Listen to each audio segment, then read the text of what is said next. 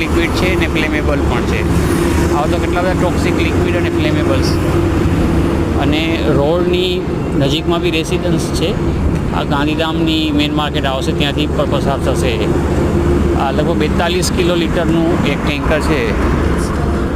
એટલે જો કંઈ બી અકસ્માત થાય તો મિટિગેટ કરવા માટેના પગલાઓ શું કરવા જોઈએ, કેમ કરવા જોઈએ એનો કોઈ પ્લાન છે નહીં.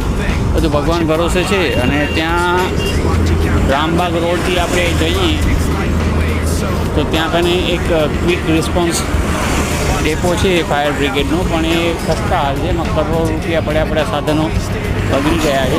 એ સ્ટાફ ઉપલબ્ધ નથી અને કંઈક સુવિધાઓ છે. છાપામાં ઘણી બધી વખત આવ્યું, પૈસા રોકાણ કરી નાખે પણ મેનેજમેન્ટ ટીમ નથી ત્યાં કને.